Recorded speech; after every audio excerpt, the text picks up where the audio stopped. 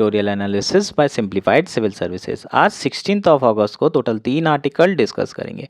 First article जो discuss करेंगे वो इंडियन एक्सप्रेस से लिया और बहुत अच्छा आर्टिकल आया है, अब फाइनेंसिंग चैलेंज। इस आर्टिकल में हम जो डिपॉजिट ग्रोथ रेट स्लो हो रहा है, जो डिक्लाइन हो रहा है, उसके क्या रिपरकशंस हो सकते हैं उसके बारे में डिस्कशन करेंगे। ये आपको मेंस में भी आ सकता है, प्रीलिम्स में भी। बहुत कंसेप्चुअल आर्टिकल है। नेक्स्ट आर्टिकल जो डिस्कस करेंगे वो है how can traffic which causes air pollution be controlled. इसमें हम कैफ़े नॉर्म्स के बारे में बात करेंगे, जो कि कार्स के लिए है, जो कार्स मैन्युफैक्चरिंग कंपनी है। कैफ़े नॉर्म्स 3 और कैफ़े नॉर्म्स 4 ये आपको प्रीलिम्स में पूछा जा सकता है। नेक्स्ट आर्टिकल जो डिस्कस करेंगे वो है रिशेप द गवर्नेंस और structure of artificial intelligence company. ये भी इंपॉर्टेंट आर्टिकल है। कॉर्पोरेट गवर्नेंस में क्या बदलाव करने की ज़रूरत है, स्पेशली आर्टिफिशियल इंटेलिजेंस कंपनी के लिए, उस पर चर्चा की जाएगी। ये जो भी आर्टिकल हम डिस्कस कर रहे हैं इसके नोट्स मैंने ऑलरेडी आपके टेलीग्राम चैनल पर शेयर कर दिए हैं। आप उसको डाउनलोड कर लीजिए। अगर पेन से लिखना है तो लिख लीजिए, या फिर आप उसका डिजिटल अपना फुटप्रिंट रखेंगे। जब भी आपको एग्ज़ाम आती है तो उसे एक बार पलटा के देख सकते हैं। शॉर्ट में मैंने सारे नोट्स आपको दे दिए हैं टेलीग्राम में। टेलीग्राम चैनल आप ज्वाइन कर सकते हैं, डायरेक्टली लिंक नीचे दी गई होगी, मोर पे क्लिक करोगे तो। या फिर आप जो है सिंप्लीफाइड सिविल सर्विस सर्च कर लो तो उससे भी टेलीग्राम ज्वाइन कर पाओगे, PDF भी मिल जाएगी। अगर आपको एनालिसिस पसंद आ रहा है तो प्लीज़ लाइक करो, कमेंट करो, शेयर करो एंड सब्सक्राइब करो। आइए शुरू करते हैं हमारा एनालिसिस। और यार बस आज आज और मैनेज कर लो, है ना। रात में मैंने बात कर ली है, टाइमिंग थोड़ा सा जो है डिले हो जाएगी तो फिर सुबेरे ही अपन ये एनालिसिस कर लेंगे। हमारा फर्स्ट आर्टिकल है अ फाइनेंसिंग चैलेंज। ये आर्टिकल इंडियन एक्सप्रेस में आया है, GS3 इकॉनमी मेंस के पर्सपेक्टिव से काफ़ी इंपॉर्टेंट आर्टिकल है। प्रीलिम्स के पर्सपेक्टिव से यार बहुत ज़्यादा इम्पॉर्टेंट है। हम लोग फाइनेंशियल इंटरमीडियरीज के बारे में बात करेंगे, बैंकिंग सिस्टम के बारे में चर्चा करेंगे, और जो डिपॉजिट रेट लगातार कम होते जा रहा है उसके बारे में बात करेंगे। जो डिपॉजिट रेट कम हो रहा है उसके रिपरकशंस क्या हो सकते हैं होल ऑफ द इकॉनमी के लिए, इस पर डिटेल में चर्चा की जाएगी। सबसे पहले थोड़ा सा बेसिक चीज़ के बारे में बात कर लेते हैं, कैसे बैंक काम करता है। बैंक कैसे काम करता है, डिपॉजिट लेता है किससे, आप लोगों से। आप लोग बैंक में डिपॉजिट करते हो, आपको 4% जो है सेविंग रेट मिलता है। और जो बैंक होता है डिपॉजिट का कुछ फ्रैक्शन रख लेता है और कुछ फ्रैक्शन को लोन में दे देता है। लोन जनरली जो डिपॉजिट रेट होगा उससे अधिक होगा, 6% लेट से 6% आपका लोन का इंटरेस्ट रेट है। सो ये जो 4 और 6 के बीच में है 2%, इसे हम स्प्रेड कहते हैं, और ये बेसिकली बैंक का प्रॉफिट होता है। और इसी 2% से वो अपना पूरा एडमिनिस्ट्रेशन का खर्चा निकालता है, प्रॉफिट बनाता है। इस तरीके से बैंक का बिजनेस चलता है। सो यहाँ पर अगर हम देखें तो जो मेन चीज़ है वो क्या है, डिपॉजिट्स। जो लोग डिपॉजिट कर रहे हैं बैंक में वही पैसा लो के थ्रू लोन दिया जा रहा है। और भी तरीके से बैंक जो है लोन दे सकता है। बैंक अब कैपिटल भी रेस कर सकता है, कैपिटल मार्केट में, मनी मार्केट में, वो भी अलग तरीके हैं। लेकिन जो मेन तरीका है जिसके थ्रू लोन दिया जा रहा है वो डिपॉजिट का जो पैसा जमा होता है उसी के थ्रू लोन देते हैं। चीज़ें क्लियर है। सो अगर मान लीजिए जो डिपॉजिट का परसेंटेज है वो अगर कम होने लगे, अगर लोग कम डिपॉजिट करेंगे तो जो बैंक होगा उसकी लोन देने की कैपेबिलिटी कम हो जाएगी और लोगों का क्रेडिट एक्सेस भी कम हो जाएगा। क्योंकि मान लो कि बैंक के पास अब टोटल जो मनी है वो कम हो गया है क्योंकि डिपॉजिट कम हो गया है, तो जो बैंक के लोन की कॉस्ट है वो बढ़ जाएगी। अब लोन के लिए पैसा कम है, पहले 200 रुपये हुआ करता था टोटल, अब 100 ही रुपये है। तो पहले 10 लोगों को लोन दिया करता था, अब यही 10 लोग 100 रुपये के लिए क्या करेंगे, बैंक से लोन मांगेंगे। तो बैंक अब 100 रुपये का लोन 10 लोगों को देगा। तो ये जो 10 लोग होंगे वो क्या करेंगे, ऑक्शनिंग करेंगे, बोलेंगे मैं ज़्यादा परसेंटेज देने को तैयार हूँ। सो इंटरेस्ट रेट भी बहुत ज़्यादा बढ़ जाएगा चूँकि फ़ंड कम है। अब ओवरऑल फंड कम हो गए, ज़्यादा लोग इस फंड को चेस करेंगे तो जो कॉस्ट ऑफ फंड है वो इंक्रीज हो जाएगी। और ये आर्टिकल में इसी कंसेप्ट पर बात की गई है। होपफुली ये सारी चीज़ें क्लियर है ना। तो इसी को मैं अभी लाइन वाइज लाइन समझाऊंगा एक और बार। अगर कुछ डाउट आता है तो आप कमेंट करके पूछ सकते हैं। ठीक, शुरू करते हैं। The rising and persistent gap between bank deposit and credit growth has led to worst deposit crunch in 2 decades. ठीक, धीरे धीरे हम लोगों के देख रहे हैं कि जो बैंक है उसका डिपॉजिट और क्रेडिट ग्रोथ में बहुत ज़्यादा डिफरेंस आ रहा है। क्रेडिट ग्रोथ तो इंक्रीज हो रही है, लेकिन जो डिपॉजिट जमा हो रहे हैं वो धीरे धीरे कम होते जा रहे हैं। The current and the saving accounts are banks bread and butter sources of funding. जो आपके करंट अकाउंट होता है, सेविंग अकाउंट होता है जिसमें हम पैसा जमा करते हैं, वो बैंक के लिए सबसे इम्पॉर्टेंट सोर्स ऑफ फंडिंग होता है। उसी के थ्रू वो अपने लोन्स देते हैं। This are typically very low cost and currently account for 41% of total deposit as against the 43% of last year. ठीक, तो ये जो आपका डिपॉजिट जो हम जमा करते हैं इसकी जो कॉस्ट होती है बहुत कम होती है। मैंने अभी बताया 3 से 4% आपको मैक्सिमम एक बैंक देता है अगर आप रखते हैं अपने डिपॉजिट, तो ये सेविंग होता है। अगर आप सेव कर रहे हैं तो 3-4% आपको ब्याज मिलेगा। और अगर मार्केट से बैंक उठाता है तो उसको काफ़ी ज़्यादा महंगा लोन मिलता है। मान लो मार्केट से अगर बैंक ने उठाया तो उसे 6% 7% में पैसा मिलेगा और फिर वो 9% में लोन देगा बाकियों को। सो यहाँ पर कॉस्ट ऑफ फंड काफ़ी ज़्यादा है अगर मार्केट से उठाएं, लेकिन डिपॉजिट वाला जो फंड है वो काफ़ी ज़्यादा सस्ता होता है। लास्ट ईयर टोटल डिपॉजिट 43% था, अभी ये कम हो चुका है, 41% हो चुका है। अब आप बोलोगे कि यार 41% भी तो बढ़िया है, इसमें घबराने की बात क्या है? सो देखते हैं घबराने की बात क्या है। Core deposits provide a stable source of funding to bank, shielding them from fluctuations in the market। जो मैंने अभी आपको समझाया कि 4% जो है आपको सेविंग रेट मिलता ही मिलता है, इससे ज़्यादा आपको नहीं मिलेगा। 4 से ज़्यादा 4.25 हो जाएगा, इससे अधिक आपको नहीं मिलने वाला है। सो ये 4% जो है बैंक को देना पड़ता है आप लोगों को, क्योंकि आपने डिपॉजिट करवाया है, और ये 4% इसकी कॉस्ट ऑफ फंड हो जाएगी। लेकिन मार्केट में बहुत ज़्यादा फ्लक्चुएशंस होते हैं, मार्केट में इंटरेस्ट रेट बदलता रहता है। अगर बैंक ने मार्केट से उठाया तो एक तो कॉस्ट ऑफ फंड वैसी मार्केट की हाई होती है, लेट्स से 6%, और सडनली 7% हो गई तो मार्केट में इंटरेस्ट रेट चेंज होते रहता है। 8% भी हो सकती है, 9 भी हो सकती है, 6 भी हो सकती है, लेकिन ये फ्लक्चुएशंस होते रहता है। लेकिन आपका जो कोर डिपॉजिट है उसमें कोई फ्लक्चुएशंस नहीं होता है, कॉस्ट ऑफ फंड भी कम होता है। तो ये बहुत इंपॉर्टेंट सोर्स होता है लोन देने के लिए। होपफुली एक एक लाइन आपको क्लियरली समझ में आ रही होगी। As the core deposit share funds a smaller portion of their asset, bank face increasing pressure on profits. ठीक, अब मान लीजिए कि कोर डिपॉजिट बहुत कम होते जाएगा तो फिर आप लोन कम दे पाएंगे, और ऐसे में जो प्रॉफिट का प्रेशर है वो बढ़ जाएगा। कैसे बढ़ जाएगा? अब लोन कम दोगे तो फिर प्रॉफिट कहाँ से कमाएंगे, है ना? आप डिपॉजिट वालों को 4% दे रहे हो, अब ये 4% जो आप दे रहे हो उनको देने के लिए आपको लोन देना पड़ेगा ना 6% में, और जो 6% में 4% आप डिपॉजिट वाले को दे दोगे और 2% अपने पास रखोगे। लेकिन अगर लोन ही नहीं दोगे तो ये 4% आप कहाँ से लाओगे? बिजनेस आपका कैसे चल पाएगा?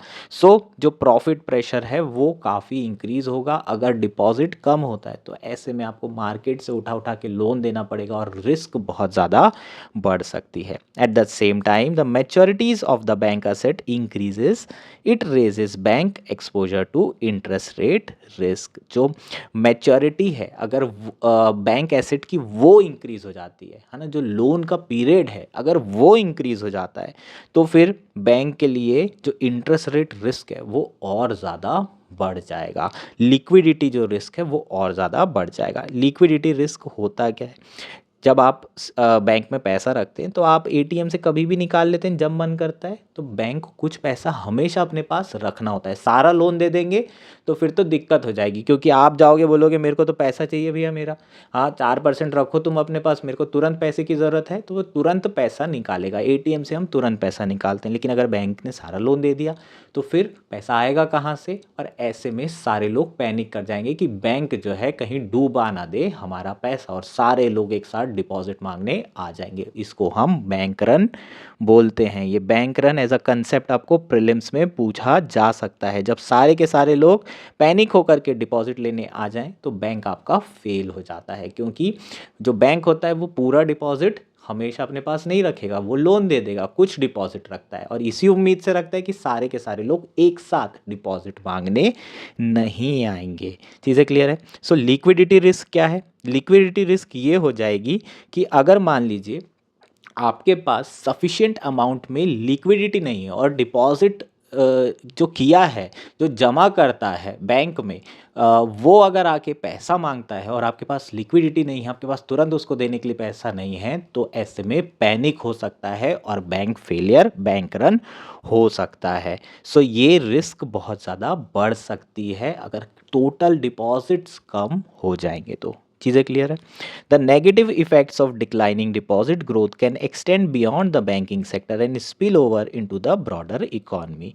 जो नेगेटिव इफेक्ट्स हैं डिपॉजिट ग्रोथ के डिक्लाइन होने के, वो सिर्फ बैंकिंग सेक्टर तक नहीं रहने वाले, वो पूरी इकॉनमी को अफेक्ट करेंगे। As bank liquidity risk increases, their ability और willingness to fund growth, fund loan growth can be decrease. मान लो कि लिक्विडिटी रिस्क बढ़ गई है ना, अब डिपॉजिट कम हो रहा है, डिपॉजिट जब कम होगा तो पैसा लोन के लिए कम दिया जाएगा, क्योंकि बैंक को हमेशा डर रहेगा कि ये डिपॉजिटर आ गए तो इन्हें पैसा दूंगा कहाँ से, लिक्विडिटी रिस्क है, लिक्विडिटी ज़्यादा नहीं है इनके पास, तो फिर हमेशा ये डर में रहेंगे और लोन प्रॉपरली देंगे नहीं। अगर लोन नहीं देंगे तो इकॉनमी को नुकसान होगा कि नहीं होगा? अगर लोन नहीं मिला तो इन्वेस्टमेंट नहीं होगा, इन्वेस्टमेंट नहीं होगा तो एग्रीगेट डिमांड नहीं बढ़ेगी, एग्रीगेट डिमांड नहीं बढ़ेगी तो एग्रीगेट सप्लाई, प्रोडक्शन, एम्प्लॉयमेंट कैसे बढ़ेगा? सो जो आप क्रेडिट देते हैं उससे बेसिकली होता क्या, इकोनॉमिक एक्टिविटी चलना शुरू हो जाती है। जैसे आपने होम लोन दिया, तो जब आप होम लोन देंगे तो घर बनेगा, घर बनेगा तो आप लेबर से काम करवाएंगे, लेबर काम करवाएंगे तो एम्प्लॉयमेंट मिलेगा, सीमेंट इंडस्ट्री जो है करेगी अच्छा, आपकी जो सैंड्स हैं, इसके अलावा गिट्टी है, ये सारी जितनी भी इंडस्ट्री है इनका प्रोडक्शन राइज हो जाएगा, वहाँ पर लेबर्स की ज़रूरत पड़ेगी और मल्टीप्लायर इफेक्ट होता है। सो लोन बहुत इंपॉर्टेंट है क्योंकि लोन के थ्रू ही इन्वेस्टमेंट होता है।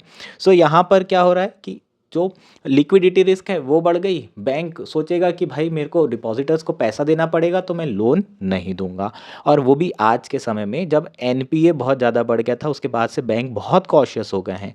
अब वो क्रेडिट रिस्क को लेकर बड़े सेंसिटिव हैं, क्रेडिट स्कोर देखेंगे सबसे पहले, उसके बाद ही चूज़ करेंगे। तो अब पहले जैसे नहीं रहा, तो पहले जैसा माहौल जब लोन बांटे जा रहे थे 2008-9 में एकदम बूम चल रहा था, तब वैसे वाला माहौल नहीं है। ऐसे माहौल में और अगर लिक्विडिटी रिस्क बढ़ जाता है तो जो लोन देने की प्रक्रिया है वो और कम हो जाएगी, ओवरऑल जो आपकी कॉस्ट ऑफ फंडिंग है वो भी इंक्रीज हो जाएगी, इंटरेस्ट रेट भी बढ़ जाएगा, क्योंकि डिपॉजिट कम है, लोन देने के लिए पैसा कम है, तो कॉस्ट ऑफ फंडिंग बढ़ जाएगी, तो कई इन्वेस्टमेंट जो प्रोजेक्ट्स हैं वो वायबल ही नहीं रहेंगे, और वो प्रोजेक्ट नहीं होंगे, ओवरऑल इकॉनमी को नुकसान होगा, जीडीपी को नुकसान होगा और इकोनॉमिक एक्टिविटी नहीं हो पाएगी। चीज़ें क्लियर है क्या?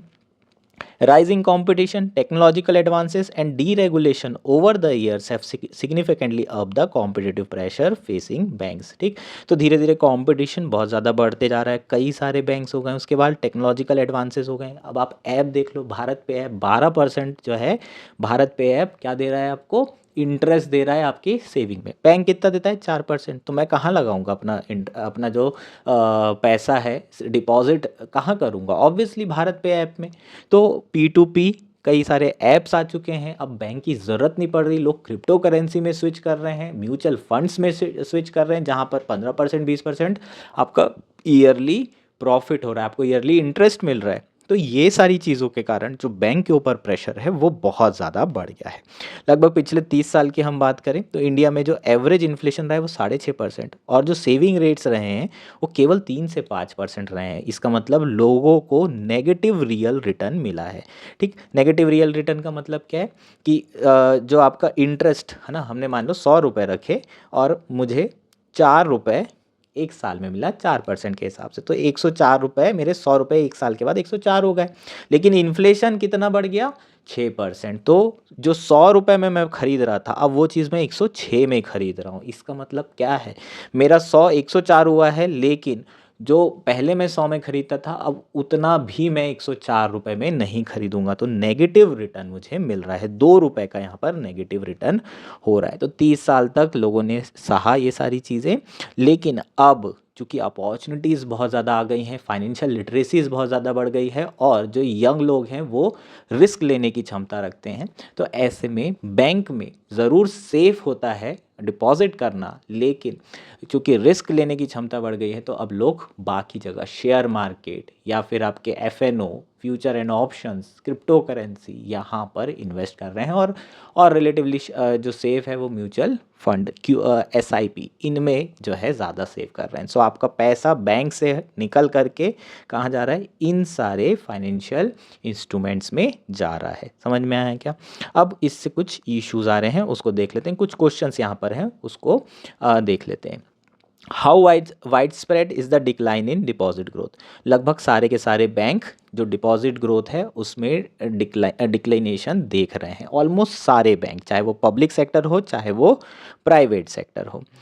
Is the erosion in deposit greater for smaller intermediaries? बिल्कुल, है ना। जो डिपॉजिट का इरोजन है वो ज़्यादा स्मॉलर इंटरमीडियरीज के लिए है। स्मॉलर जो इंटरमीडियरी है, जो छोटे बैंक हैं, उनके पास डिपॉजिट के अलावा अलग अल्टरनेटिव नहीं होता। एसबीआई तो कैपिटल मार्केट, मनी मार्केट कहीं से भी पैसा उठा लेता है, लेकिन जो बहुत छोटा बैंक होगा, ग्रामीण बैंक होगा, वो उनके पास सिर्फ एकमात्र सोर्स होता है वो डिपॉजिट, और वो एक्सटर्नल फंड और अदर लाइबिलिटी पे रिलाई नहीं करते। अब डिपॉजिट नहीं होगा तो वो लोन नहीं दे पाएंगे, और लोन नहीं दे पाएंगे तो प्रॉफिट नहीं होगा, और प्रॉफिट नहीं होगा तो बैंक सर्वाइव कैसे करेगा यार, है ना। तो जो बैंक का कंसेप्ट है वो मैंने आपको बताया है। सो जो स्मॉलर प्लेयर्स हैं वो क्या करेंगे? लोन, मतलब डरेंगे, लिक्विडिटी रिस्क ज़्यादा है, बाहर से उन्हें पैसा नहीं मिल सकता, और ऐसे में लिक्विडिटी रिस्क ज़्यादा, बाहर से पैसा ना मिलने के कारण वो लोन ज़्यादा नहीं देंगे।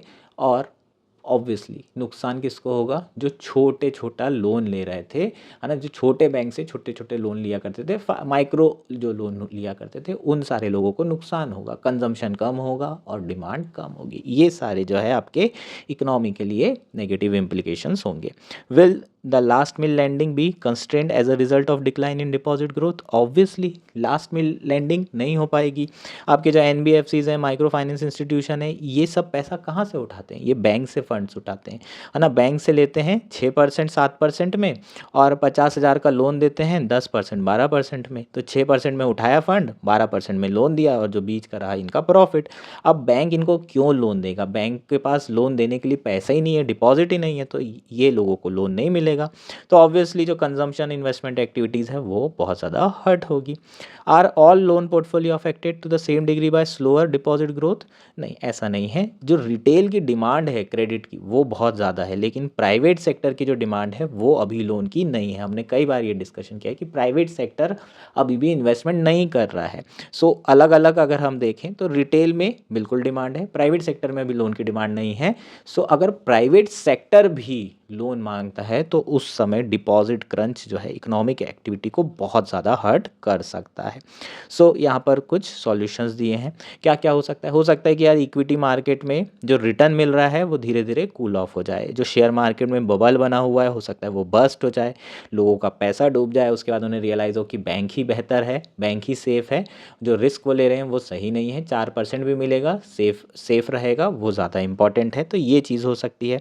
या फिर सरकार जो है चिप इन कर सकती है, टैक्स ब्रेक दे सकती है ऑन इंटरेस्ट फ्रॉम लोन्स, है ना। तो जो भी आप डिपॉजिट कर रहे हैं उसमें जो इंटरेस्ट कमा रहे हैं आप 4%, उसमें आपको टैक्स ब्रेक मिल सकता है।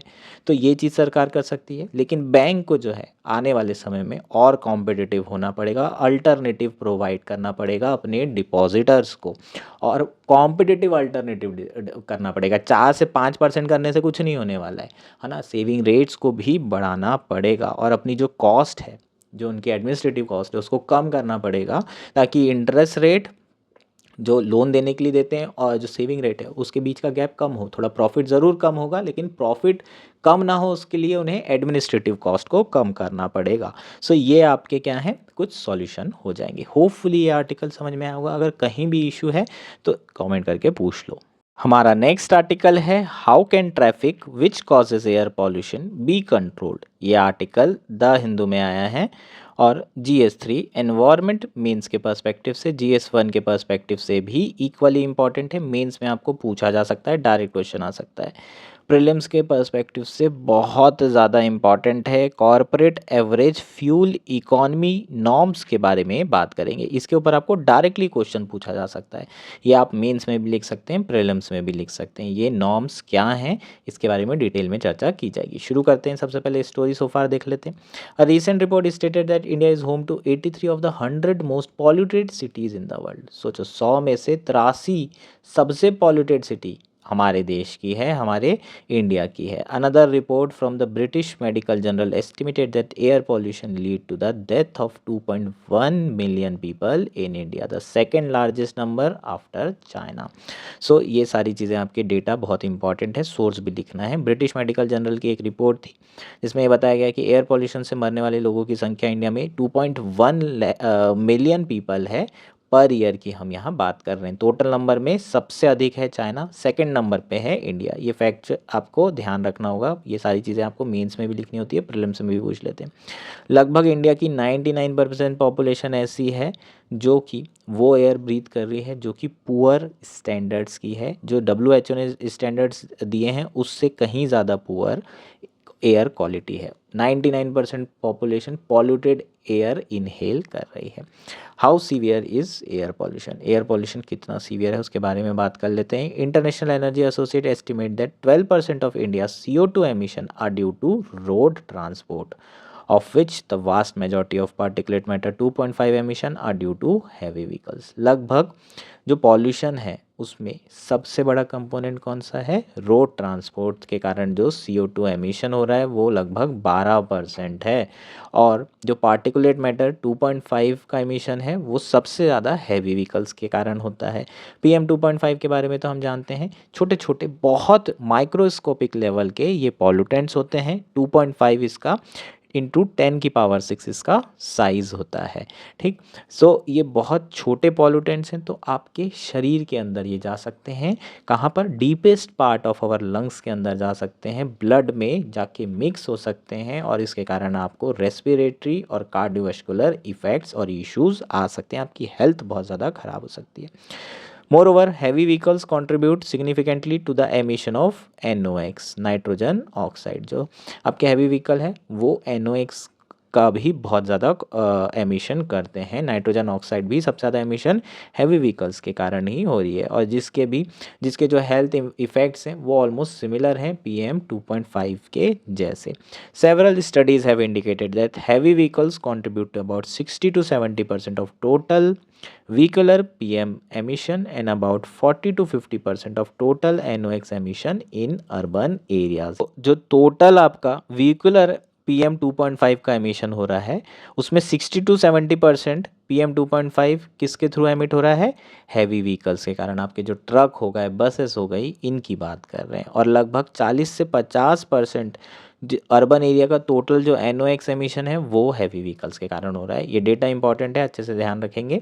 What are the some of the measures takens to combat air pollution, कुछ मेजर की यहाँ बात कर रहे हैं और हम यहाँ पर cafe corporate average fuel economy norms के बारे में बात करेंगे। With the transport industry growing at a 9% per annum, the BEE Bureau of Energy Efficiency Initiative in developing the draft corporate average fuel economy norms for cars in India is timely and laudable। So जो आपके cafe norms हैं जो कि car से संबंधित होते हैं, सिर्फ और सिर्फ कार से, इसको आपको याद रखना है ना। यहाँ पर हैवी व्हीकल्स इंक्लूड नहीं होंगे, ट्रक्स नहीं आएगा, लॉरीज नहीं आएगा, फ्राइट व्हीकल्स नहीं आएंगे, सिर्फ और सिर्फ कार के लिए कैफ़े नॉर्म्स हैं। ये कौन ने लॉन्च किया है, BEE ने लॉन्च किया है, ब्यूरो ऑफ एनर्जी एफिशिएंसी। ये भी इंपॉर्टेंट पॉइंट है, प्रीलिम्स में आपको आ सकता है। The time lines to implement CAFE 3 from 2027 से 2032 और कैफ़े 4 जो नॉर्म्स हैं उसको 2032 से 37 तक के आपको इम्प्लीमेंट करना है। The commitment to shift from modified India driving cycle to the world light duty vehicle testing procedure from March 31, 27 is excellent because the WLTP offer a more accurate and globally harmonized measure of vehicle actual fuel consumption and CO2 emission। सो अभी तक के हम जो vehicle का कितना fuel consume हो रहा है और कितना CO2 एमिशन कर रहा है, इसको हम किसके थ्रू मेजर करते थे? मॉडिफाइड इंडिया ड्राइविंग साइकिल के थ्रू एक टेस्टिंग प्रोसीजर है, इसके थ्रू हम लोग मेजर कर रहे थे। अब हम लोगों ने स्विच कर लिया है, world light duty vehicle testing procedure का हम यूज़ कर रहे हैं, जो all over the world global norm है। और इसके थ्रू हम क्या पता करेंगे कि कितना व्हीकल के जो है कारण CO2 एमिशन हो रहा है, पर्टिकुलर जो आपकी कार होगी उसका, और कितना जो है आपका एक्चुअल फ्यूल कंज्यूम हो रहा है। The proposed emission target for CAFE cafe 3 based on the WLTP eight 91.7 gram CO2 पर किलोमीटर। सो जो कार है उनके लिए टारगेट रखे गए हैं कि जब WLTP के साथ जब हम मेजर करेंगे तो आपका पर किलोमीटर जो CO2 एमिशन होना चाहिए वो 91.7 ग्राम के अराउंड होना चाहिए या फिर इससे कम होना चाहिए। और कैफ़े 4 के लिए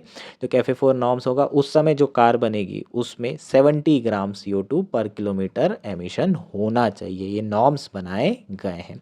Such stringent CO2 targets are essential for driving innovation and encouraging the adoption of cleaner technologies. अगर ये CO2 टारगेट रहेंगे तो जितने भी कार होंगे वो क्या करेंगे, कार के जो मालिक होंगे वो कोशिश करेंगे कि इनोवेशन किया जाए और क्लीनर टेक्नोलॉजी को अडॉप्ट किया जाए। However, the CAFE norms exclude emission by heavy vehicles such as trucks, lorries and other freight vehicles। ये बहुत इंपॉर्टेंट आपका पॉइंट है, इसको याद रखोगे, प्रीलिम्स में ये पूछा जा सकता है आपको डायरेक्टली। ठीक, कि जो कैफ़े नॉर्म्स है वो उसमें कौन कौन एक्सक्लूड है या फिर कौन कौन इंक्लूडेड है। What more can be done, और क्या किया जा सकता है? सरकार ने व्हीकल स्क्रैपेज पॉलिसी लेकर आई है ताकि पुराने और जो पॉल्यूटिंग व्हीकल्स है उसे क्या किया जाए, फेज आउट किया जाए। और इसमें हैवी व्हीकल भी शामिल है। 2022 में ये स्क्रैपेज पॉलिसी लाई गई थी।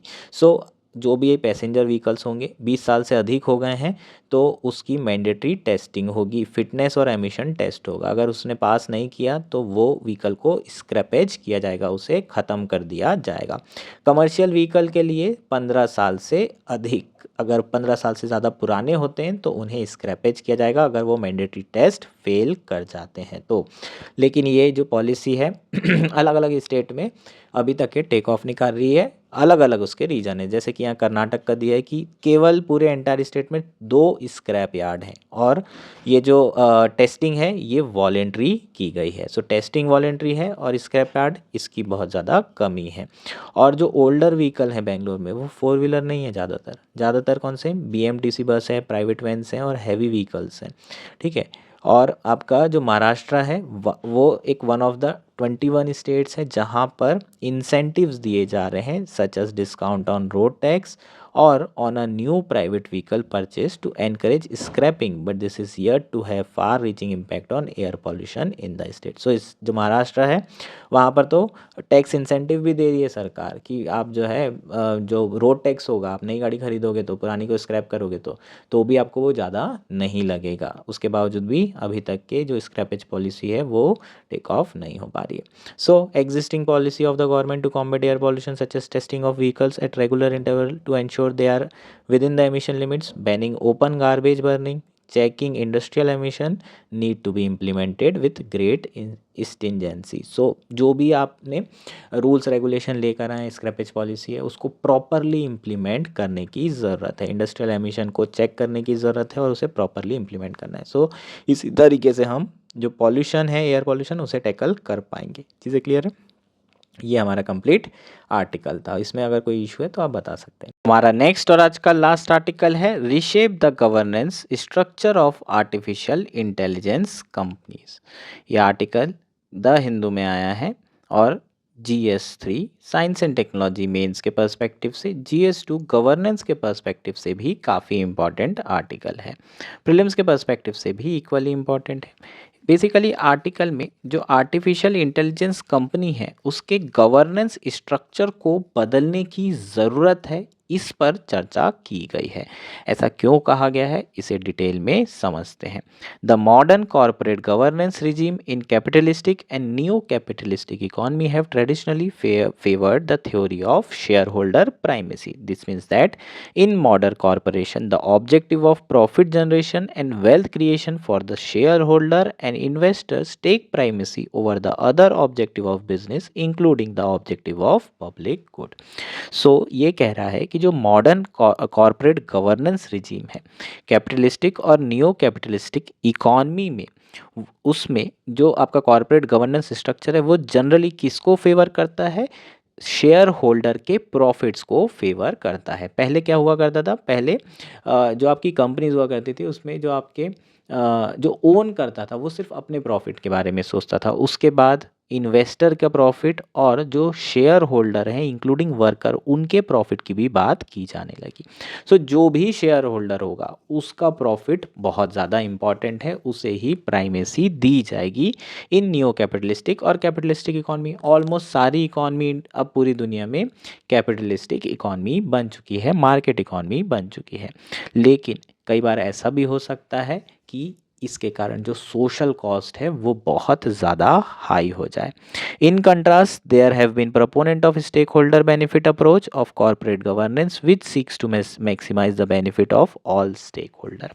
लेकिन इसके कंट्रास्ट में कुछ जो प्रोपोनेंट्स हैं, कुछ लोग ये भी कह रहे हैं कि कॉर्पोरेट गवर्नेंस की जो अप्रोच है, उसकी जो बेनिफिट की अप्रोच है, वो अप्रोच नैरो है जो अभी है, इसे ब्रॉडर करने की ज़रूरत है और सारे स्टेक होल्डर्स को इससे बेनिफिट होना चाहिए। और सारे स्टेक होल्डर में वो लोग भी होंगे जो पैसा इनके शेयर मार्केट में ना लगाए हों, इनके शेयर्स में ना लगाए हों। मतलब आपके जो सारे के सारे स्टेक होल्डर होंगे उसमें सोसाइटी भी एक स्टेक होल्डर होगी। अब मान लो कि कोई कंपनी है जो कि पॉल्यूशन करने वाली कंपनी है। अब पॉल्यूशन करने वाली कंपनी है और फटाफट जो है बिजली बना रही है कोल से। अब इसके शेयर लगातार बढ़ते जा रहे हैं, तो इनका जो पर्पस है वो क्या है, बिजली बनाना और अपने शेयर होल्डर्स को प्रॉफिट देना, जो भी इन्वेस्ट किया होगा उसको प्रॉफिट देना। लेकिन नुकसान किसका हो रहा है इसमें, सोसाइटी का।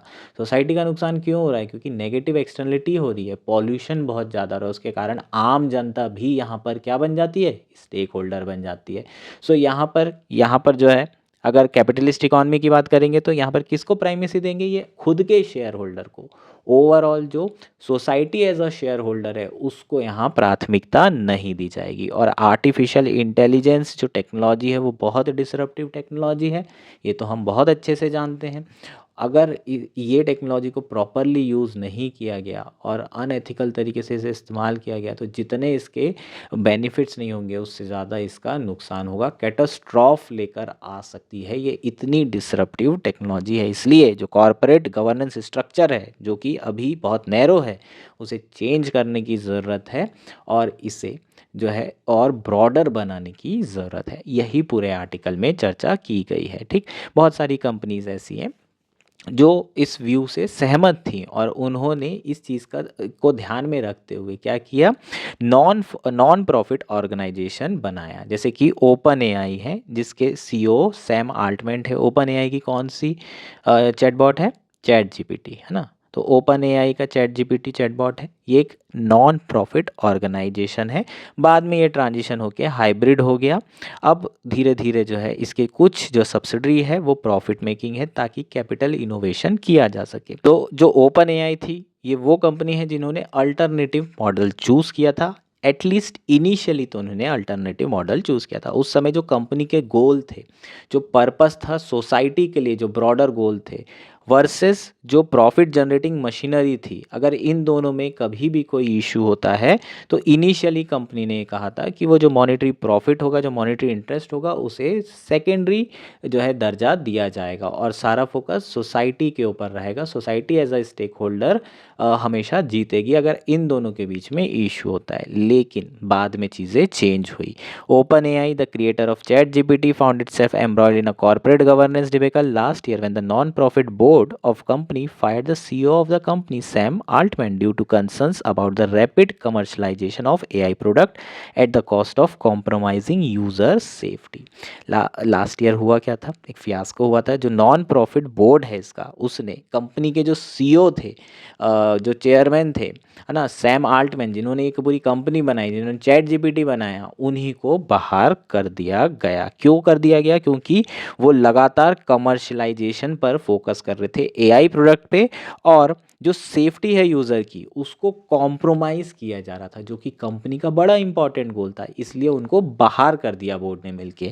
लेकिन फिर क्या हुआ, जो डिसमिसल था उसे माइक्रोसॉफ्ट ने बहुत ज़्यादा क्रिटिसाइज़ किया, जो ओपन एआई का लार्जेस्ट इन्वेस्टर है, और ऑलमोस्ट 90% जो इन्वेस्टमेंट है वो माइक्रोसॉफ्ट का ही है। और उसके बाद दोबारा से माइक्रोसॉफ्ट ने वो सैम आल्टमैन को रीइंस्टेट कराया। तो यहाँ पर जो नॉन प्रॉफिट ऑर्गेनाइजेशन था, वो जो एक्चुअल उसके जो गोल थे कंपनी के, वो यहाँ पर सेकेंडरी हो गए, और जो मॉनेटरी प्रॉफिट था वो यहाँ पर प्राइमरी हो गया, और जो स्टेक होल्डर और इन्वेस्टर का प्रॉफिट है वो वापस यहाँ पर जो है प्राइमरी हो गया। और यही हमारी सबसे बड़ी चिंता है। सो क्या किया जा सकता है, वर्केबल स्ट्रेटेजी के बारे में बात कर लेते हैं। The present accountability structure is based on appointing an independent board and adopting a social benefit objective for the business. अभी हमारे यहाँ जो प्रेजेंट अकाउंटेबिलिटी स्ट्रक्चर है, गवर्नेंस स्ट्रक्चर है, उसमें क्या है, इंडिपेंडेंट बोर्ड्स अपॉइंट करते हैं, इंडिपेंडेंट डायरेक्टर अपॉइंट करना ज़रूरी है, एक महिला डायरेक्टर होना ज़रूरी है। ये पूरे जो है आपके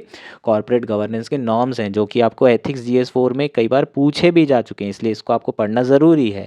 ठीक, सो ये सारी चीज़ें हमने अभी अकाउंटेबिलिटी स्ट्रक्चर में अडॉप्ट कर रखी है। इसके अलावा सोशल बेनिफिट ऑब्जेक्टिव भी होना चाहिए। CSR एक्टिविटीज़ हैं, इसके थ्रू भी हम सोशल बेनिफिट ऑब्जेक्टिव क्या कर रहे हैं, इम्प्लीमेंट कर रहे हैं। ये सारे अभी आपके प्रेजेंट अकाउंटेबिलिटी स्ट्रक्चर है। लेकिन ये जो मेजर्स हैं ये सफिशेंटली स्ट्रॉन्ग नहीं है to protect against this amoral drift where the social objective of corporation are ऑफर subsumed by the broader profit driven goals as the market enable unrestricted corporate control. लेकिन जो अभी आपके पास स्ट्रक्चर में जो मेजर्स हैं वो सफिशेंटली स्ट्रांग नहीं है, और वो कई बार जो ड्रिफ्ट हो जाता है, इधर उधर हो जाते हैं, जब प्रॉफिट देखते हैं तो बहक जाते हैं, उसको कंट्रोल करने के लिए प्रॉपर मेजर्स नहीं है। तो पॉलिसी मेकर्स को कुछ इनोवेटिव मेथड्स एम्प्लॉय करनी पड़ेगी of regulating corporation involve in developing AI based product which balance the conflicting interest. So policy makers को जो AI बेस्ड प्रोडक्ट बना रही है कंपनी, उनके लिए कुछ इनोवेटिव मेथड्स ज़रूरी है उनको रेगुलेट करने के लिए, ताकि वो बहके ना, पैसा प्रॉफिट देख करके सोसाइटी की भी चिंता करें, यूज़र की प्राइवेसी की भी चिंता करें।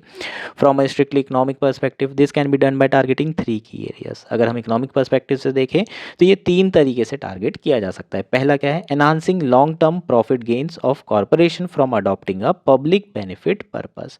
तो ये इंश्योर करना पड़ेगा कि जो पब्लिक बेनिफिट पर्पस है, अगर उसको कंपनी अडॉप्ट करती है तो उसे लॉन्ग टर्म में प्रॉफिट होगा, ऑब्वियसली प्रॉफिट होगा यार, गुडविल भी बनती है। अगर यूज़र्स की प्राइवेसी का ध्यान रखा जाता है, डेटा लीक नहीं होता है, तभी तो ट्रस्ट करते हैं कंपनी पे। सो गुडविल बनेगी, और सरकार को भी इंश्योर करना पड़ेगा कि इनको लॉन्ग टर्म में प्रॉफिट हो। दूसरा, incentivising managerial compliance of such purpose. जो मैनेजरियल कंप्लायंस है वो प्रॉपरली क्या करें, इम्प्लीमेंट करें इन सारी चीज़ों को, रेगुलेशंस को। उसके लिए आपको इंसेंटिवाइज करना पड़ेगा मैनेजर्स को। और रिड्यूसिंग कंप्लायंस कॉस्ट, आपको जो कंप्लायंस कॉस्ट, आपकी जो रेगुलेशन है उसकी कॉस्ट इतनी ज़्यादा ना हो कि लोग जो है वो मेजर्स को इम्प्लीमेंट ही ना करे, कंपनी इम्प्लीमेंट ना करे, और वो मतलब इतनी ज़्यादा कॉस्ट ना हो कि वो बिजनेस से ही बाहर हो जाए, ऐसे में वो इम्प्लीमेंट नहीं करेंगे। ठीक, तो ये 3 चीज़ों पर अगर सरकार फोकस करती है तो काम बन जाएगा। So this would require framing ethical standards for the governance of AI product companies along with providing adequate regulatory backing through reforms in corporate governance norm. So सरकार को एथिकल स्टैंडर्ड्स बनाना है, प्लस रेगुलेटरी बैकिंग देनी है। जो corporate governance norm है उसमें कुछ regulation में बदलाव करने की ज़रूरत है। अगर हम चाहते हैं कि आर्टिफिशियल इंटेलिजेंस जो कि डिसरप्टिव टेक्नोलॉजी, उसका एथिकल यूज़ हो, एथिकल डेवलपमेंट हो, तो हमें चेंज करना बहुत ज़रूरी है कॉर्पोरेट गवर्नेंस स्ट्रक्चर को। यही बेसिकली आपका कंप्लीट आर्टिकल था। होपफुली ये आर्टिकल आपको पूरा क्लियर है। That's it for today. Thank you and enjoy your day.